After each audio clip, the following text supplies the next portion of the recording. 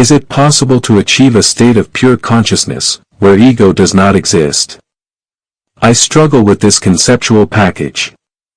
I think this dichotomy is problematic. What is commonly called ego, appears to me, to simply refer to a reflexive sense of self, but I think the idea of ego has become convoluted.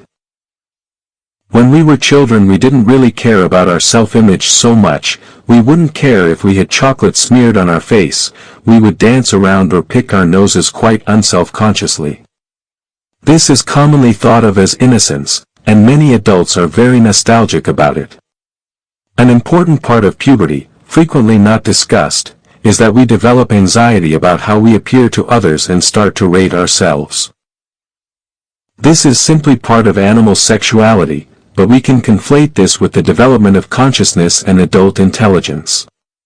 This is a significant part, in my estimation, of the concept of ego. We want to be free of this introspective judgment. We want our childhood innocence back.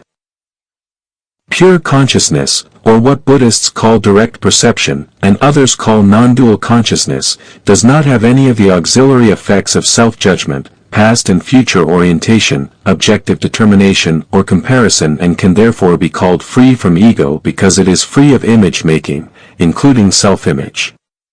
The problem with the dichotomy between pure consciousness and ego consciousness is that ego consciousness, by definition, is an awareness of an I am. This self-reflexive consciousness is not only our anxiety about self-image, it is also an awareness of ourselves operating in a body and mind, performing actions, thinking thoughts and feeling feelings. This awareness does not disappear in pure consciousness because awareness and consciousness basically mean the same thing. If a person is in a state of pure consciousness, it does not mean they are unaware of their body and actions, it does not mean they are unaware of their thoughts and mental orientations, and it does not mean they are unaware of the feelings associated with their physical and mental disposition. Ego consciousness is simply locative awareness of a body and mind and is in no way juxtaposed to pure consciousness. When we seek pure consciousness, free from ego, we want our innocence back, to be free from introspective anxiety, to be free of comparing ourselves to others and planning ways to improve ourselves and all the myriad of rather pathetic thoughts and actions that seek a higher status in our primate troop.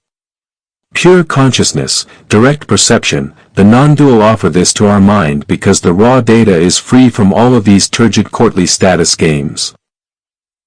However, once your awareness has recognized these mental machinations for what they are, the awareness of physical, mental, and sympathetic impressions continues. The I am does not disappear. Part of what we call the ego remains because what is, the self, or pure consciousness includes the locative awareness of a body and mind. The ego never ceases to exist in pure consciousness. It only becomes apparent for what it is. The conceptual matrix which dichotomizes pure consciousness with ego consciousness is a reflection of our self-disgust at our sexuality and its incumbent social anxiety.